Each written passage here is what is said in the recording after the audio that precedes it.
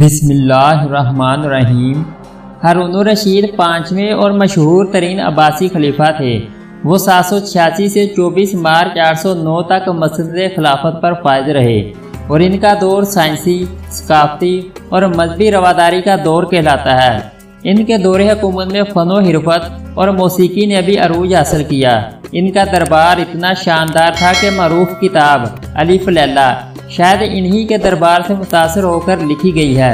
ہارون الرشید تیسرے عباسی خلیفہ المہدی کے صاحبزادے تھے، جنہوں نے 775 سے 885 تک خلافت کی۔ ہارون اس وقت خلیفہ بنے جب وہ عمر کے 22 سال کے تھے۔ جس دن انہوں نے مسند خلافت سنبھالی، اسی دن ان کی اہلیہ نے مامون الرشید کو جنم دیا۔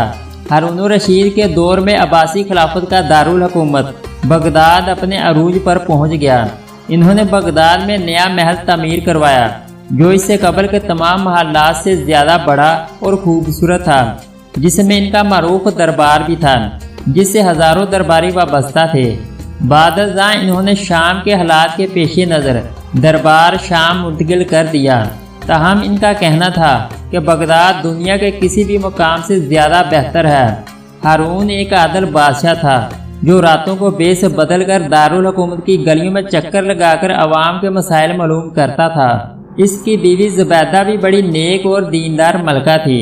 اس کو قرآن پاک سے اس قدر محبت تھی کہ اس نے اپنے گھر میں 300 حافظات تنخواہ پہ رکھی ہوئی تھی۔ اس نے ان کی شفٹ بنائی ہوئی تھی، ہر شفٹ میں 100 حافظات تھی۔ ان حافظات کو محل کے مختلف کونوں، برآمدوں اور کمروں میں بٹھا دیا جاتا تھا، اور ان کا کام اپنی شفٹ میں بیٹھ کر بس قرآن مجید پڑھنا ہوتا تھا۔ اس طرح ہر وقت محل میں 100 حافظات کے پڑھنے کی آواز آتی تھی۔ یہی وہ زبیدہ خاتون ہے جن کو جب پتہ چلا کہ جب لوگ سفر پہ جاتے ہیں تو ان کو راستے میں پانی نہیں ملتا تو آپ بے چین ہوئی۔ ہر بیوی اپنے خاوند سے کوئی نہ کوئی فرمائش کرتی رہتی ہے۔ زبیدہ خاتون نے اپنے شوہر سے ہارون الرشید سے اسی نہر کی فرمائش کی کہ میرے دل کی ایک تمنا ہے کہ آپ نہر بنوائیں جو میدان عرفات تک پہنچے، تاکہ حاجیوں کو اسے پانی ملتا رہے۔ شوہر نے اپنی ملکہ کو مکمل اختیار دیا کہ اس نہر پہ جتنا مال خرچ ہو سکتا ہے کر لیں۔ یوں ایک عظیم الشان نہر بن گئی، جس سے کروڑوں انسانوں، پرندوں اور چرندوں نے فائدہ اٹھایا۔ کہتے ہیں جب زبیدہ کا انتقال ہوا تو اس کا خواب میں لوگوں کو دیدار نصیب ہوا۔ کسی نے زبیدہ سے پوچھا کہ اللہ نے تیرے ساتھ کیا ماجرا کیا؟ تو زبیدہ نے کہا کہ بس اللہ نے مجھ پہ رحمت کی۔ اس نے کہا زبیدہ تیرے تو کام ہی اتنے بڑے تھے، لوگوں کے لیے نہر بنوائی تو بخشش تو ہونی ہی تھی۔ زبیدہ نے کہا کہ میری بخشش نہر کی وجہ سے نہیں ہوئی۔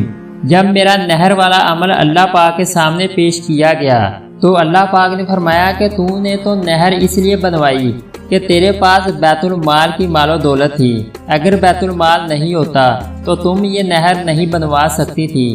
یہ کوئی ایسا اہم کام نہیں جس سے تیری بخشش ہو جائے۔ تم مجھے بتاؤ تم نے میرے لیے کون سا عمل کیا؟ زبیدہ خاتون کہتی ہے کہ یہ سن کر میں ڈر گئی کہ میرے پاس تو ایسا کوئی عمل نہ تھا۔ اس گھبراہٹ میں اللہ پاک میری طرف متوجہ ہوئے۔ سارے اعمال میں بس ایک ہی ایسا عمل ہے جو تو نے صرف میرے لیے کیا ہے۔